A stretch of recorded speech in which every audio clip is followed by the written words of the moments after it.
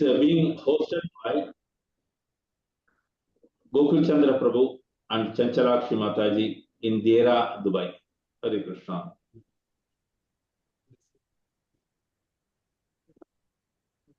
So Margashirsha Mas is glorified in the Bhagavatam as well as the Bhagavad Gita. And Andal Nachar has chosen this Margashirsha Mas, which falls 15th December to 15th Jan, before the Makara Shankaranti it gets over. But in the northern calendar, it's always getting over somewhere in the 15th of December.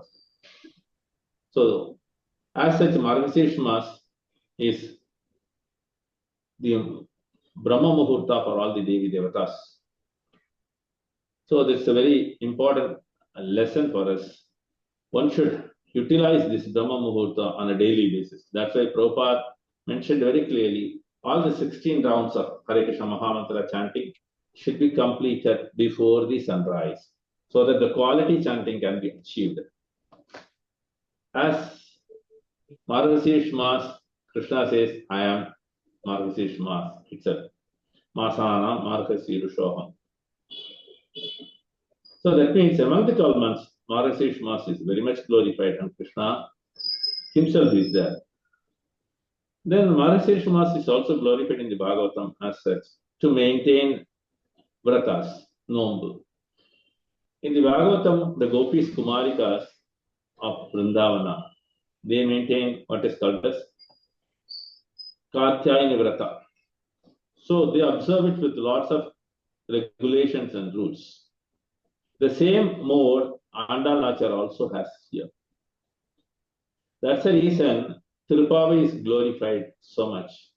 And again, when it comes to the morning session, the Lord's name should be loudly chanted and his glory should be also spread to each and everyone. So, this way, to Srivilliputtur, the small hamlet in the southern Tamil Nadu, Andal Nachar appeared as the daughter of Sri Vishnu Chitta, who is one among the 12 Alvas, and Sri Andal Nachar also one among the 12 Alvas. So Vishnu Chitta Periyalvar, as we know, he is always in Krishna consciousness. That's why one of his disciples, Sri Vedanta Desika, he is telling, I want to surrender to Sri Vishnu Chitta. And in turn, he says, I want to surrender to Sri Andal Nachar too. So this way, there are various wonderful glorious acharyas in the Sri Sampradaya. And Sri Vishnu Chitta has a seva in the local temple, Vatapatrasai, to always give the flower garlands. While doing so, Andal Nachar picked up all the days and put it on her neck to check it. Vishnu Chitta one day saw that he was not okay with that. So he changed the garland and took another new one to the Vatapatrasai without being worn by Andal Nachar. After reaching there, Vishnu Chitta found his surprise, astonishment. The Lord says, please bring the one which was worn by Andal Nachar. So in this way, she is also called as Shudikkudatta Chudakkudi. One, Chudakkudi means is a wonderful creeper. Okay. Then Andal Nachar started spreading the Krishna consciousness throughout his village, and she wanted to bring all the souls to the lotus feet of Krishna. It is not only the Kumarikas and the devotees. In addition to that, in the today's verse also it is mentioned, other devotees, those who are not in their age group also, are also invited. So this way, she was not doing any discrimination while distributing the Harinam, like Chaitanya Mahaprabhu. Andal Nachar got married to Lord Ranganatha, and the Lord Ranganatha resides in Srivilliputtur in the name of Sri Rangamanna. Andal Nachar, in addition to that, she has compiled Nachar Tirumani around 140 verses and the Varnamayanam too. So today's Pasuram talks about the buffaloes It will be interesting how the buffaloes are also maintained by the Vasis, because they are only trading in milk, nothing else, right? So they have buffaloes also. Again, as I was telling, today's Leela is very glorious. Sorry, today's Pasaram is important because two glories of the Leelas are mentioned here. Okay, let us get into the Taniyans glorifying Andal Nachiyar. Then we will get into the Pasaram too. First, I request Vanita Badri Narayan to recite the Taniyans. Hare Krishna Prabhuji.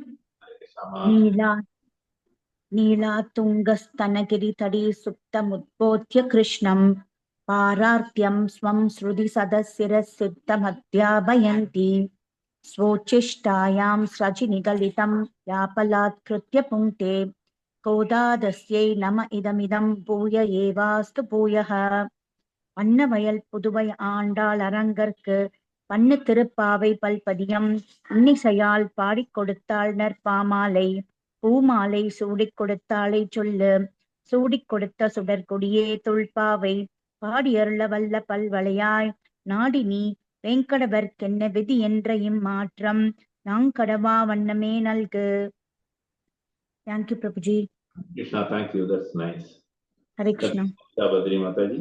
Now we request Anjan Kumar's son Achyuta from Singapore to recite the Pasaram today. Hare Krishna. Yeah, start ma.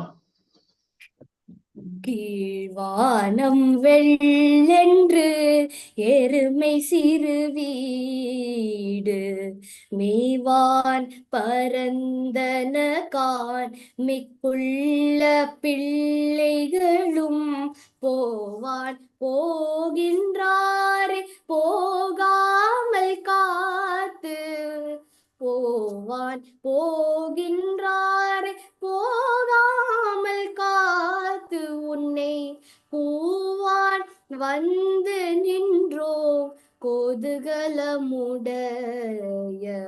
பாவாய் எழுந்திராய் பாடிப்பறை கொண்டு மாவாய் பிளந்தானே மல்லரை மாட்டிய தேவாதி தேவனை சென்று நாம் சேவித்தால் தேவாதி தேவனை சென்று நாம் சேவித்தால் ஆவாவென்றாராய்ந்து அருளேலோரெம்பாவாய் ஆவாவென்றாராய்ந்து அருளேலோரெம்பாவாய்.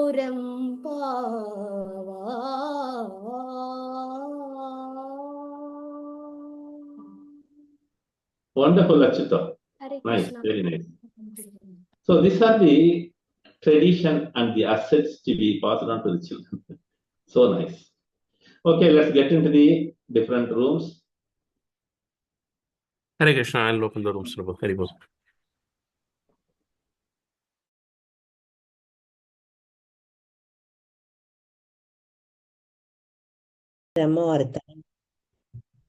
कर्कटे पूर्व फल्गुन्यां तुलसी काननोद्भवां पाण्ड्ये विश्वम्भरां गोदां वन्दे శ్రీరంగనాయకీం. 6-7 పాఠశాలలో గోదమ్మ ఇద్దరు గోపికల్ని మేల్కొల్పి ఈరోజు 3వ గోపికను మేల్కొల్పేందుకు వెళ్తున్నారనమాట తన మిత్ర బృందంతో కలిసి. ఆ 2 పాఠశాలలో వివిధ ధ్వనుల గురించి ప్రస్తావిస్తూ మొదటి గోపికను విన్నావా అని ప్రశ్నిస్తూ 2వ గోపికను విని కూడా పడుకున్నావా అని అడిగారనమాట. ఈ 2 పాఠశాలలు ఆధ్యాత్మిక సాధనకు మొదటి మెట్టు శ్రవణం అనే విషయాన్ని తెలుపుతున్నాయి. శ్రవణంలో 3 రకాలను మనం తెలుసుకున్నాం. శాస్త్రాలు వినడం, అనుమానం ద్వారా తెలుసుకోవడం, ఆచార్యుల ఉపదేశం ద్వారా విషయాన్ని గ్రహించడం. ఈ 3 తెలుసుకున్నాం. తర్వాత వాటి లక్షణాలు కూడా చర్చించుకున్నాం. శ్రవణం ద్వారా మనసులో ఉన్న కాలుష్యము తగ్గుతుంది. అభ్యాసేనత కౌంతేయ వైరాగ్యేన చ గృహ్యతే అని స్వామి చెప్పారు. అభ్యాసము వైరాగ్యం ద్వారా రజో తమో గుణాలను అధిగమించి మన సత్వగుణంలోకి అడుగు పెడతాం. మనసు ప్రసన్నం కూడా అవుతుంది. చిత్తం భగవాన్ అందే నిశ్చలంగా నిలుస్తుంది. ఎప్పుడైతే మనలో కాలుష్యాలైనటువంటి ఈర్ష, అపకారం చేసే ప్రవృత్తి, అసూయ, ఓర్వలేనితనము నిరంతర శ్రవణం ద్వారా, శ్రద్ధాపూర్వక శ్రవణం ద్వారా, అది రెండు చాలా ఇంపార్టెంట్. ఎప్పుడు వినాలి? శ్రద్ధతో వినాలి. వాటి ద్వారా మనము సాధించవచ్చు. సాధించిన వల్ల మనకు వచ్చే ప్రయోజనాన్ని గీతాచార్యులు మనకు 2వ అధ్యాయంలో 64, 65 శ్లోకాల్లో చెప్పారనమాట. 64 శ్లోకాల్లో సమస్త రాగద్వేషాల నుండి విముక్తి పొందినవాడు మరియు నియమ నిబంధనలను అనుసరించి వర్తించుట ద్వారా ఇంద్రియమును నిగ్రహించగలిగిన వాడు అగు మానవుడు భగవంతుని సంపూర్ణ కృపను పొందగలుగుతాడు అని చెప్తూ 65వ శ్లోకంలో ఈ విధముగా కృష్ణ చైతన్యం నందు సంతృప్తి చెందిన వానికి భౌతిక జీవనం సంబంధించిన ఈ తాపత్రయాలు అవి కలగవు. అట్టి సంతృప్తితో కూడిన చైతన్యం కలిగిన మానవుడి బుద్ధి శీఘ్రముగానే సుస్థిరమవుతుంది. ఎప్పుడైతే బుద్ధి సుస్థిరమవుతుందో మన ఆధ్యాత్మిక జీవనం చాలా సులభంగా ముందుకు సాగుతుంది అనమాట. నిన్న పక్షుల గురించి ప్రస్తావన వచ్చినప్పుడు నిన్నటి పక్షులు భారద్వాజ పక్షులు అనుకున్నాం. కానీ నేను భారద్వాజ పక్షులను ఎందుకంటారు అనే విషయం చెప్పలేదు. భారద్వాజముని ఈ 3 వేదాలు వాటిని చాలా కూలంకషంగా అధ్యయనం చేసి అవగాహన చేసుకోవాలన్న ప్రయత్నాలు ఆయన 300 సంవత్సరాలు జీవించారట. అయినప్పటికీ తను అనుకున్నది ఆయనే సాధించలేదు. ఎందుకంటే వేదాలు అంత వాస్ట్ అన్నమాట, వేద జ్ఞానం.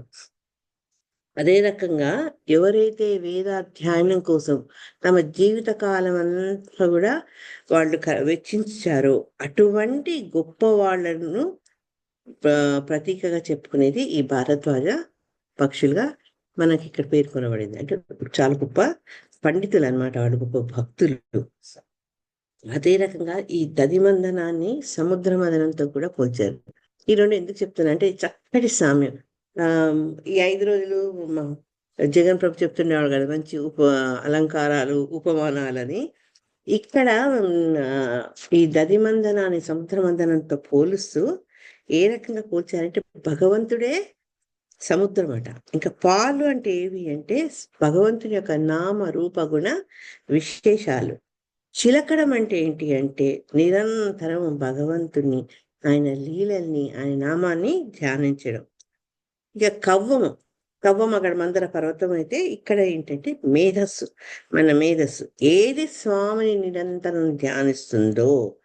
సో ఈ చిలకడం ద్వారా మన స్వభావం అంటే మనలో ఉన్నటువంటి సత్వ దానవ గుణాలు 2 కలిసి ఎట్లయితే దేవతలు రాక్షసులు కలిసి చిలికారో ఆ రకంగా మనలో ఉండే సుగుణాలు దుర్గుణాలు అన్ని కలిసి పనిచేసి భగవంతుని కృప వల్ల దైవీ శక్తులు గెలుపొందడం వల్ల మనకు ఈ స్థిరత్వం, ఎప్పుడైతే భక్తిలో స్థిరత్వం వస్తుందో, మనలో ఉన్న దైవ గుణాలు పెరిగి భక్తిలో స్థిరత్వం వస్తుందో అప్పుడు ఈ స్థిరత్వాన్ని వెన్నతో పోల్చారనమాట. ఆ వెన్న భగవంతుడికి ఇష్టం.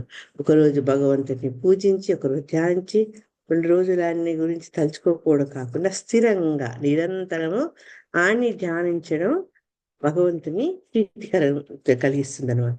ఇక ఈరోజు పాశ్రంలో అడుగు పెడితే, కీழ்వానం వెళ్ళెండ్రు ఎనమ చెరువీడు மேவான் பரந்தனகான் மிக்குள்ள பிள்ளைகளும் போவான் போகின்றாரை போகாமல் காத்து உன்னை கூவான் வந்து நின்றோம் பாவா என்கிறாய் பாடிப்பறை கொண்டு மாவாய் பிளந்தானை மல்லனை மாட்டிய தேவாதி தேவனை சென்று நாம் சேவித்தாள் ఆవా వెండారారు లేలోరెంబావు. ఇక్కడ ఆత్రేయ గారు మనకు తెలుగులో దాన్ని ఈ పాశ్రాన్ని చక్కగా అందించారు.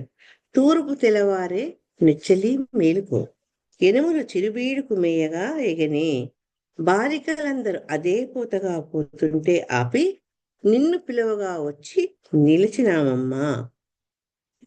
శ్రీకృష్ణ కుండ కేశి మల్లుర అణిచిన దేవదేవుని చేరి సేవించి నిలువగా అయ్యో మీరే వచ్చిరా అంచు కటాక్షించు జగతికే మంగళం కూర్చు మన శ్రీవ్రతం.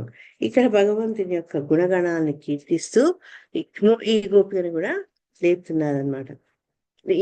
ఈ వీటిని లైన్ బట్టి మనం వాటి అర్థాన్ని తెలుసుకునే ప్రయత్నం చేస్తే, కీర్వాను వెళ్ళండ్రు ఎరమశిరువేడు అంటే తూర్పున తెల్లవారుతోంది తల్లి మేలుకో అని ఇక్కడ గోపికలు లేపుతున్నారు. మేవాన్ పరందనగాన్ మిక్కుళ్ళ పిల్లెగడం. ఈ గేదెలవన్నీ చిరువీడికి అంటే బ్రేక్ఫాస్ట్కి వెళ్తున్నాయట మేతకు. పోవాన్ పోగిన్రారై పోగామల్ కాత్తు ఉన్నై కూవాన్ వండు నిండ్రు కోదు కలవడై పవాయ్ ఎరిండిరాయ్ పాడి పడై కొండు. అంటే మనతోటి గోపికలందరూ కూడా త్వరగా భగవంతుని సన్నిధానానికి వెళ్ళడమే మనకు జీవితంలో ఫలం అని తలచిపోతున్నారు. కానీ వాళ్ళందరినీ వెళ్లకుండా ఆపి, ఎందుకు ఆపారంటే నిన్ను కూడా మాతో తీసుకువెళ్ళాలని, నిన్ను పిలిచేందుకు నీ ముందు నిల్చున్నామమ్మా అని చెప్తున్నారు అనమాట. పాడి పడేకుండు అంటే భగవంతుడు ఆ కృష్ణ భగవాను యొక్క లీలలను కీర్తిని పాడడము పొగడడం అయితే, పోదు కలముడై అంటే ఇక్కడ ఆ గోపిక యొక్క విశిష్టత్వాన్ని చెప్తున్నారు. ఆవిడేంటి అంటే భగవంతుణ్ణి చేరాలి, భగవత్ అనుభూతి కోసం చాలా ఆతృతతో ఉందన్నమాట. మిక్కిలి కుతూహలంతో ఉన్న గోపిక ఈ గోపిక. మావాయ్ పిలండానై ఇక్కడ భగవంతుడి కీర్తనలు కీర్తిస్తున్నారు కదా, ఆ కీర్తిలో భాగంగా కేశి అనే ఆ అసురుని చంపిన భగవంతుని లీలను గుర్తు చేసుకుంటున్నారు. అట్లే మల్లరై మాట్టి అంటే మల్లరులను ఆయన దండించినవాడు, శిక్షించినవాడు. దేవాది దేవనే, దేవుడే కాదు ఆయన దేవాది దేవుడు. అందరు సమస్త దేవతలు ఆయన కారణంగానే ఉనికిలోకి వచ్చారనమాట. చంద్రునా సేవిత్తార్ ఆవా వెండ్రారాయ్ అందరులేలో రెంబావాయ్. మనం ఎప్పుడైతే స్వామిని సేవించేందుకు మనం వెళ్తామో అప్పుడు భగవంతుడు అనుకుంటాడట, ఇన్నాళ్ళు మనల్ని సరిగా పట్టించుకోలేదే అని ఆయన బాధపడుతూ మనం ఎందుకు వెళ్ళామో కనుక్కుంటూ తర్వాత మనకు కృపను ప్రసాదిస్తారనమాట. కాబట్టి మనందరం కలిసి వెళ్ళి స్వామి గొప్పతనాన్ని కీర్తిద్దాం. స్వామి అనుగ్రహిస్తే ఏమొస్తుంది మనకు? పరను అని మనకు ప్రసాదిస్తారు అని ఇక్కడ గోపిక ఆవిడ మేలుకొట్టున్నారు అనమాట. అయితే గోపం అంత తొందరగా లేవట్లేదు అనమాట. ఆవిడ అడుగుతుంది, సరే మీరు చెప్పారు కదా శబ్దాలన్నీ రకరకాల గుర్తులు, అవి కొన్నిసార్లు రాత్రులు కూడా వినొచ్చు, తెల్లవారిందనే దానికి నిదర్శనం ఏంటి అని అడుగుతుంది అనమాట. అంటే అమ్మవారు చెప్తారు, మా తూర్పు వైపు చూడమ్మా, ఆకాశంలో మొత్తం వెలుతురు పంచుకుంది, తెల్లారిపోయింది అని చెప్తారనమాట. సూర్యోదయాన్ని మనలో ఉండే ఈ సత్వగుణం ఏదైతే పెరిగి రజోతమో గుణాలు ప్రభావం తగ్గిస్తుందో దానికి ఒక నిదర్శనం అనమాట. ఈ సత్వగుణం పెరగడం వల్ల ఏంటి? మన జ్ఞాన మార్గం వైపు వెళ్ళేందుకు మనకు అనువైనటువంటి మానసిక పరిస్థితి ఏర్పడుతుంది. ఎప్పుడు అంటే మనసు ప్రశాంతంగా ఉండడం వల్ల మనం ముందుకు వెళ్ళగలుగుతాం అనమాట. అయితే ఈ ప్రశాంతత అనేది కొన్నిసార్లు యోగ సన్నిధులు తర్వాత వాళ్ళ సాంగత్యంలో మనకు లభించవచ్చు. కానీ ఈ ప్రాతకాలంలో వచ్చే ఈ ప్రశాంతత చాలా స్వాభావికమైంది. అవేంటంటే మనం గుళ్ళో ఉన్నప్పుడు, సత్సంగంలో ఉన్నప్పుడు ప్రశాంతత అనిపించినా మళ్ళా బయటికి రాగానే మళ్ళీ మామూలే, మన చికాకులు మన వెదలు ఉంటూనే ఉంటాయి. కానీ ఈ ఉదయం అందుకే ఈ బ్రహ్మముహూర్తం గురించి అంతా చెప్తుంటారు అనమాట ఆచార్యులు. ఆ పొద్దున మన దైవ కార్యాలు చేయడం వల్ల వచ్చే తృప్తి అది చాలా న్యాచురల్, స్వాభావికమైంది అనమాట. ఇంకేం నిదర్శనం చూపిస్తారు మీరు? తెల్లారిందని ఎందుకొని ఆవిడ ప్రశ్నిస్తారనమాట. అంటే గేదె గుంపులు చిరుబయటకు వెళ్తున్నాయమ్మా మేతకు అని చెప్తున్నారు. ఇవేంటట అంటే ఫస్ట్ పొద్దున్నే దగ్గరలో ఉన్న పచ్చిక అవి గ్రహిస్తాయి అనమాట. తర్వాత దాని ద్వారా పాలు ఇవ్వడం, తర్వాత దినం పెరుగుతున్న కొద్దీ మళ్ళీ వాటిని ఇంకా దూరంగా అడవిలోకి తీసుకెళ్తారు అనమాట మేతకు. ఇది ఎందుకు ఈ పొద్దున్నే తీసుకెళ్తారంటే ఆచార్యులు చక్కటి పాయింట్ మనకు ఒక విషయాన్ని చెప్తారు. మంచుతో తడిసినటువంటి ఈ గడ్డి తినడం వల్ల అవేంటంటే తిరిగి వాటి ప్రాంతాలకు అంటే వాటి పాకలకు ఆ పశుశాలలకు చేరినాక చాలా చక్కగా పాలిస్తాయట అనమాట. ఈ రకంగా గేదెలు తెల్లవారుతున్నాయి కాబట్టి లేవమ్మా అని చెప్తుంటారు అనమాట. అంటే ఈ గేదెలు లేవడము, తెల్లవారుతోంది అని మేలుకొల్పడం చాలా చాలా ముందుగానే ఆచారాలు, అంటే గోధుమ తల్లి కంటే ముందు కూడా ఆచారాలు ఆ రకంగా భగవంతుడిని మేలుకొల్పేవారు. కానీ అమ్మవారు మట్టుకు భగవద్భక్తుల్ని లేపి వాళ్ళ కృప వల్ల స్వామిని పూజించేందుకు, స్వామిని పొందే ప్రయత్నానికి నాంది వేశారనమాట.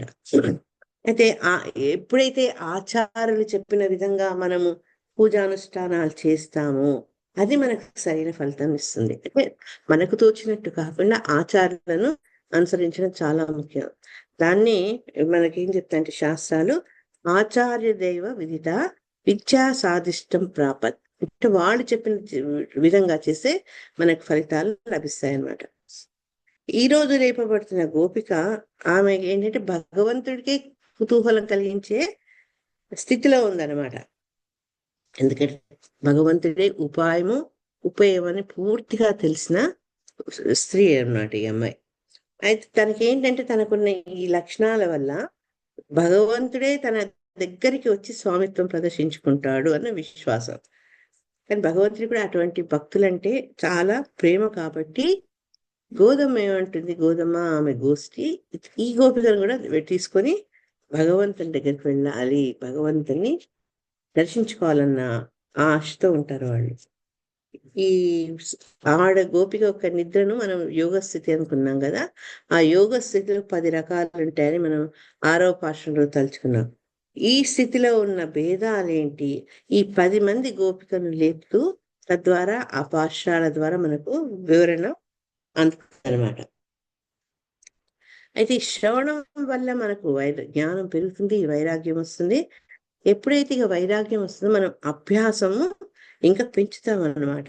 అభ్యాసం పెంచడం అది మననంగా చెప్తారు. ఈ రోజు పాఠం ముఖ్యంగా మననం గురించి చెప్తుంది అనమాట. మనం ఇంకొక విషయం మనం గేదెల గురించి తెలుసుకోవాలి అంటే, గేదెలు అజ్ఞానానికి తమస్సుకు ప్రతీక. అవి అయితే ఏంటి, తెల్లవారు లేవగానే బయటికి వెళ్తాయి, పూర్తిగా వెళ్ళిపోవు, మళ్ళా వస్తాయి బ్రేక్ఫాస్ట్ చేసుకొని.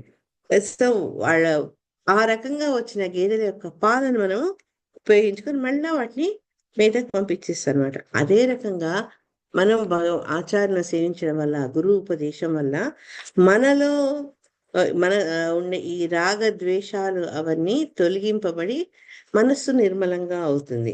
ఇప్పుడేంటి అంటే మనకు భక్తి మార్గంకి చాలా సులభం అవుతుంది మనకు. కానీ ఏంటి అంటే అవి పోవు పూర్తిగా, ఈ గేదెలాగా మళ్ళా వస్తాయి అన్నమాట. అవి మనలో ఉన్నటువంటి ఈ రాగద్వేషాలు అవి వస్తూనే ఉంటాయి అన్నమాట. కాబట్టి ఏం చేయాలి అంటే మనము వాటి గురించి పూర్తిగా బాధపడకుండా మనకు భగవంతుని సేవకి ఏది అవసరమో దాన్నే తీసుకుంటూ మన భగవత్ సేవను చేస్తుండాలి. గురువు యొక్క ఆజ్ఞను అనుసరిస్తూ ఇంద్రియాలను అదుపులో పెట్టుకునే ప్రయత్నం కూడా చేయాలన్నమాట మనం. నెక్స్ట్ వీళ్ళు ఏం చెప్తున్నారు అంటే గోపికలందరికీ తెలుసు.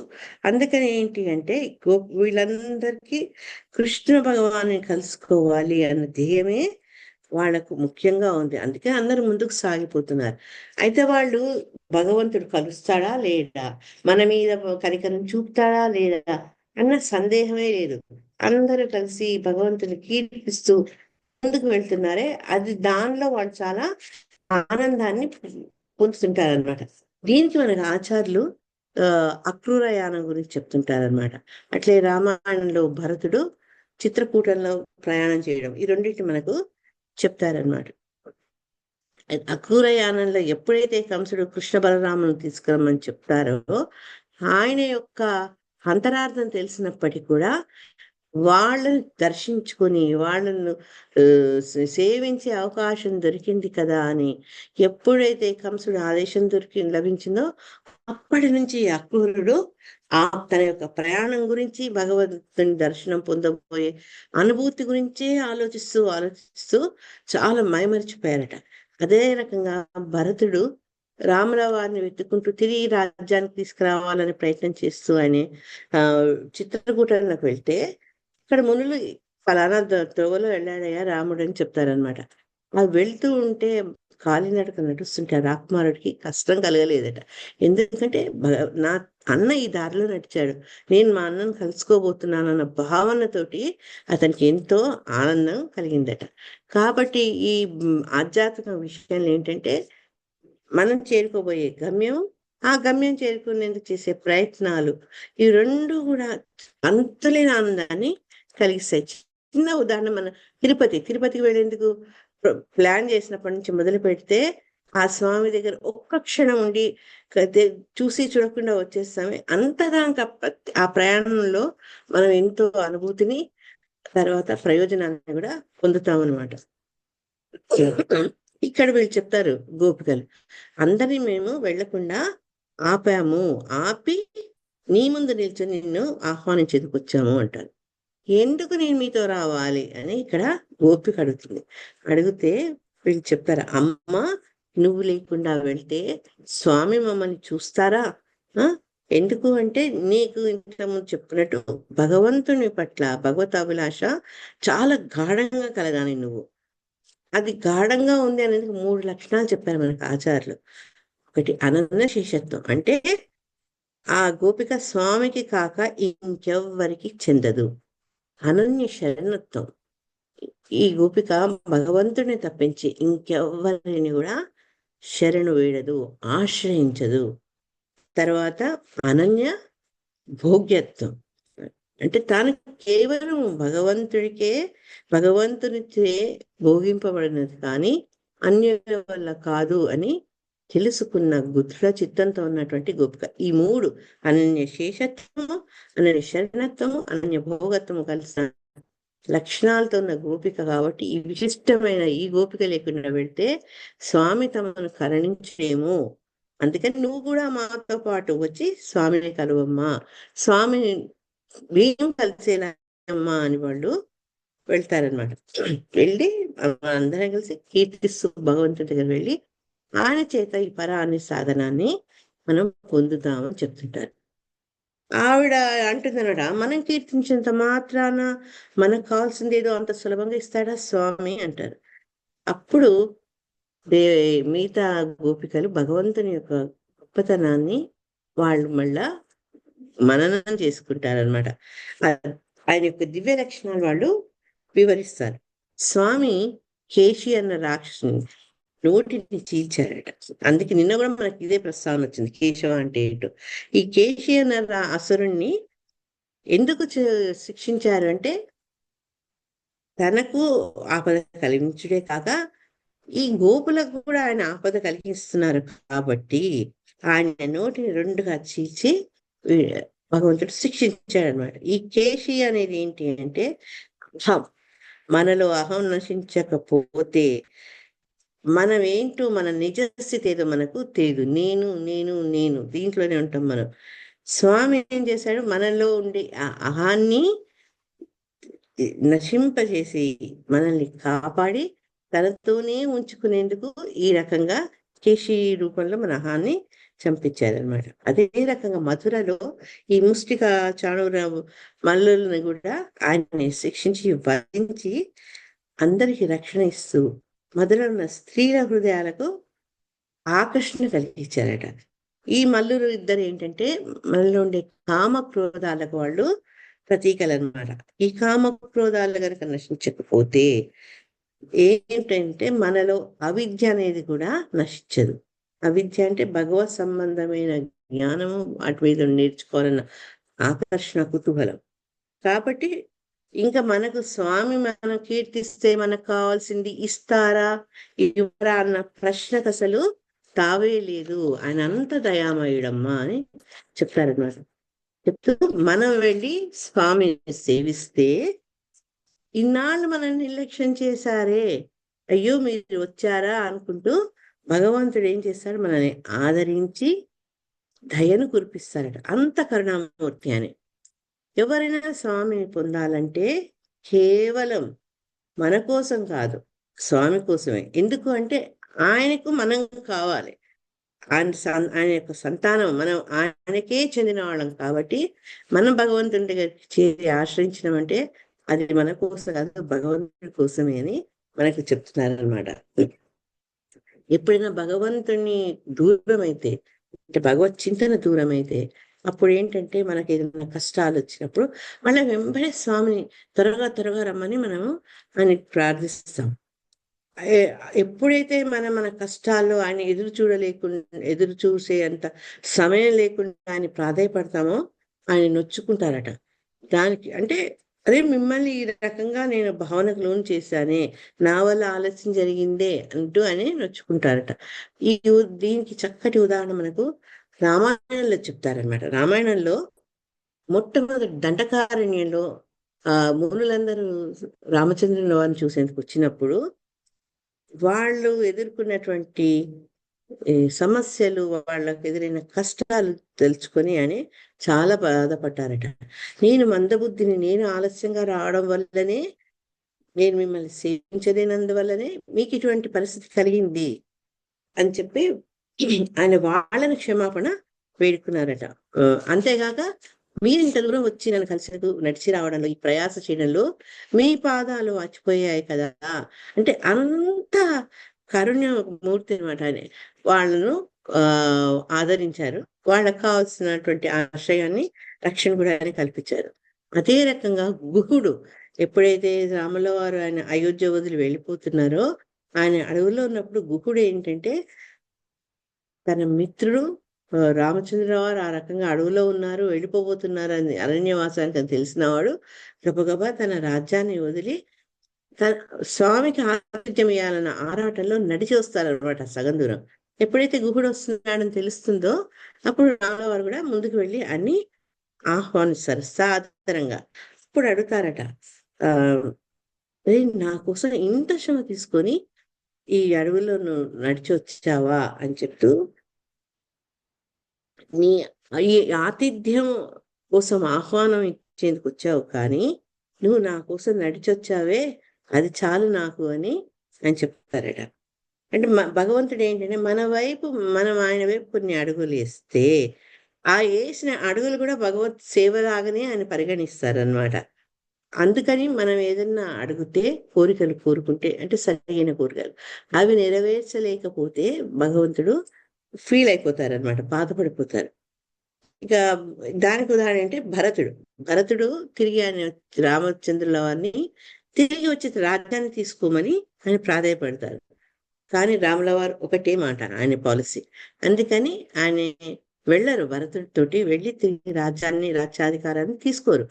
కానీ దానికి కూడా ఆయన బాధపడతారు. ఎందుకంటే అరే భరతుడు వచ్చి వినయంగా నన్ను రాజ్యాన్ని తీసుకోమని అడిగితే అతని కోరిక నేను నెరవేర్చలేకపోతున్నా కదా అని కూడా ఆయన బాధపడతారట. అక్కడ రామాయణంలో ఏం చెప్తారంటే, శిరసా యాచతస్తస్య వచనం నా కృతం మమ. అరే నేను నా మాట తప్పి అతని కోరిక నేను నెరవేర్చలేకపోయానే అని స్వామి అనుకుంటారనమాట. అయితే ఎంతసేపు స్వామి బాధపడతాడా అనుకోవచ్చు మనం, కాదు. ఆయన ఎట్లా అంటే ఈవెన్ ఈ శత్రువులతో కూడా చాలా కరుణతో వ్యవహరించి వాళ్లకు అభయం ఇస్తారు. దానికి ఉదాహరణ రామాయణంలో కాకాసురుడు.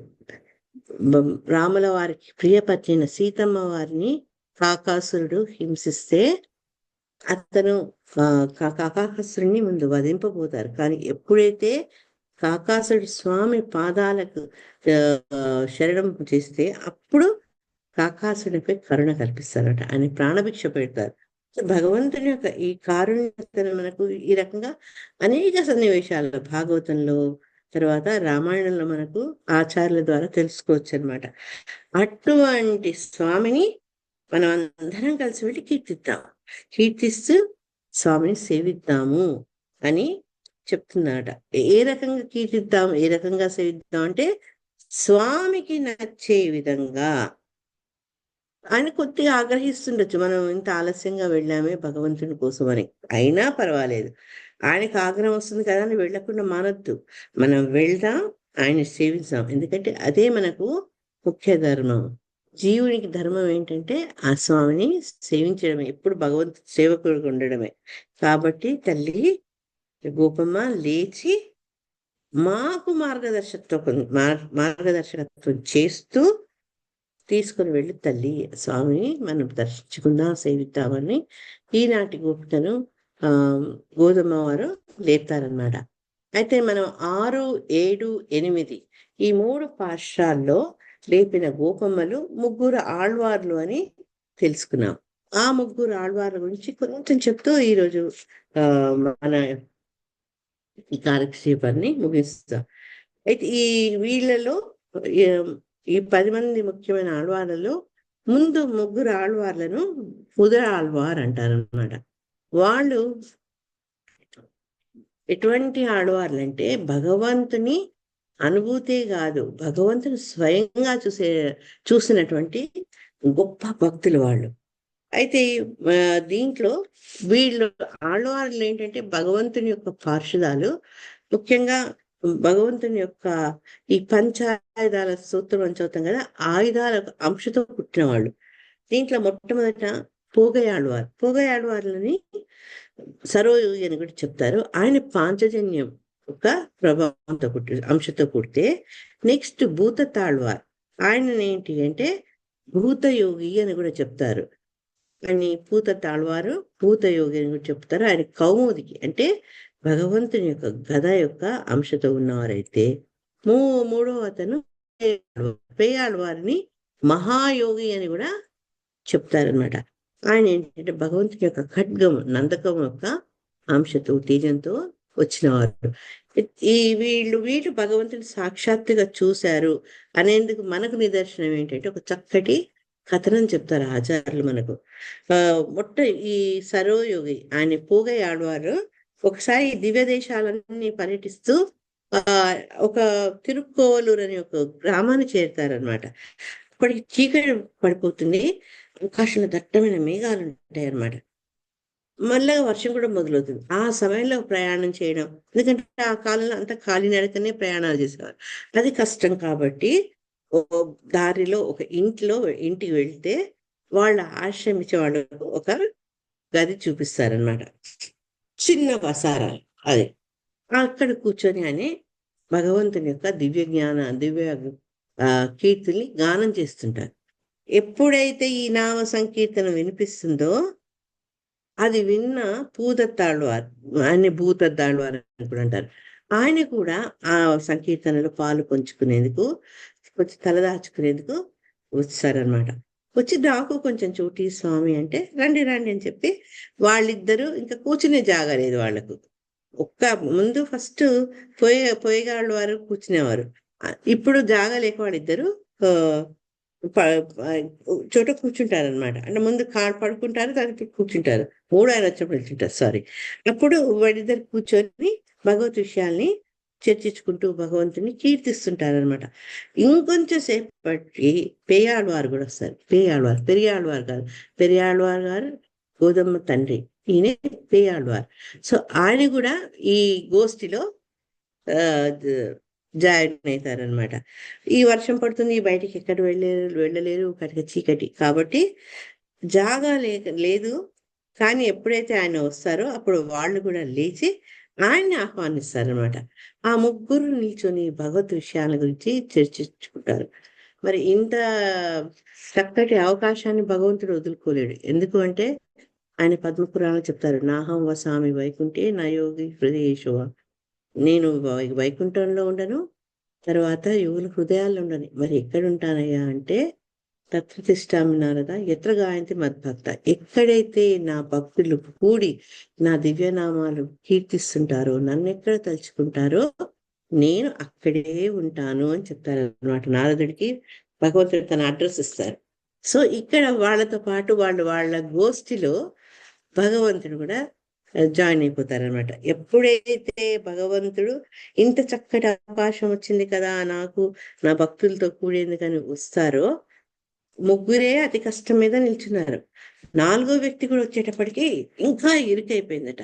వాడికి అర్థం కాలేదు. ఉన్నట్టుండి ఎందుకు ఆ స్థలాభావం కలిగింది, ఈ అవస్థ ఏంటి అని వాళ్ళు ఆశ్చర్యపడుతున్న సమయంలో పెద్ద కాంతిపుంజం తర్వాత సాక్షాత్ ఆ భగవంతుని యొక్క దర్శనం వాళ్లకు లభిస్తుంది అనమాట. ఎప్పుడైతే ఈ ఆళ్వార్లు స్వామిని స్వయంగా చూస్తారో ఆ దర్శన భాగ్యంకి వాళ్ళకు ఆనంద బాష్పాలు స్రవిస్తాయి అన్నమాట. స్రవిస్తూ ఏం చేశారు, భగవంతుడు కనిపిస్తే మనం చేసేది ఫస్ట్ ఆయన్ని స్తుతించడం. అదే రకంగా ఇక్కడ ముగ్గురు ఆళ్వార్లు కూడా ఆయనకు మంగళాశాసనం చెప్పుకుంటూ పాశురాల్ని పాడతారనమాట. ఈ మొదలాళ్వార్లు పాడినటువంటి ఈ పాశురాలు సాంప్రదాయబద్ధంగా ప్రతిరోజు మంగళారతి శ్లోకాలు అవి కూడా చదువుతారట.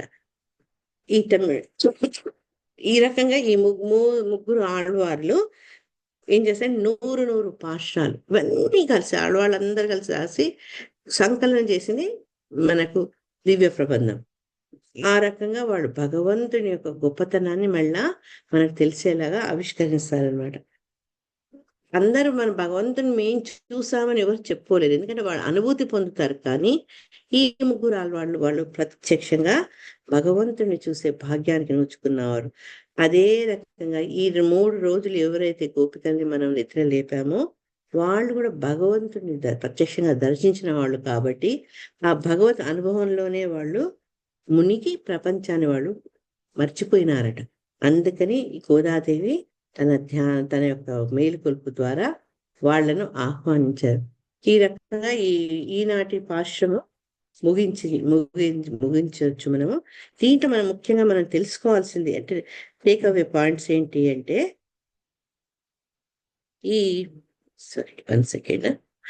భక్తి మార్గంలో మనకు క్రమశిక్షణ చాలా అవసరం. పొద్దున్నే లేవడము, భగవంతుని సేవ సిద్ధ చేయడము, ఇవి క్రమశిక్షణ మనం పెంచుకోవాలి. తర్వాత సత్సంగం ఒక ప్రాముఖ్యత. మనం అందరూ కలిసి ఇక్కడ గోపికలతో కలిసి గోధుమ ఏ రకంగా వెళ్ళారో ఆ రకంగా సత్సంగంతో కలిసి భగవత్ సేవ చేయడం మనం తెలుసుకోవాలి. ఆ సత్సంగం యొక్క ఇంపార్టెన్స్ ఏదో మనం తెలుసుకోవాలి. భగవంతుని యొక్క లీలలను ఎప్పుడూ స్మరించుకోవాలి. ఇక్కడ కేశిని చాణూర మల్లుని చంపిన విధానం ఏ రకంగా గోపికలు తెలుసుకున్నారో స్మరించారో మనం కూడా అట్లా భగవంతుని స్మరిస్తూ మనసులో ఎప్పుడు మననం చేసుకోవాలి. తర్వాత భగవంతుని సేవలో ఏదో మొక్కుబడి కాక నిరంతరం ఉత్సాహంగా ఆండాళ్ళ తల్లి ఏం చేసింది, అందరినీ మోటివేట్ చేస్తున్నారు. అందరం కలిసి వెళ్దాం, అందరం కలిసి పాడదాం, అందరం కలిసి సేవిద్దాం. అదే భావనతోటి భగవంతుడి సేవలో మనం ఉత్సాహంగా పాల్గొనాలి. ఇటువంటి చక్కటి విషయాలు తెలుసుకునే అవకాశం మనకు వచ్చింది. నేను తెలుసుకున్న విషయాలు నాకు ఉన్న అల్ప జ్ఞానంతో మీతో పంచుకునే అవకాశం ఇచ్చినందుకు మీ అందరికీ ధన్యవాదాలు. ఆండాళ్ళ తల్లిని ఒక సోచిష్టమాలికా బంధగంధ బంధుర జిష్ణవే విష్ణు చిత్త తనూజాయే గోదాయే నిత్యమంగళం ఆండాళ్ తిరువడగలే శరణం. హరే కృష్ణ.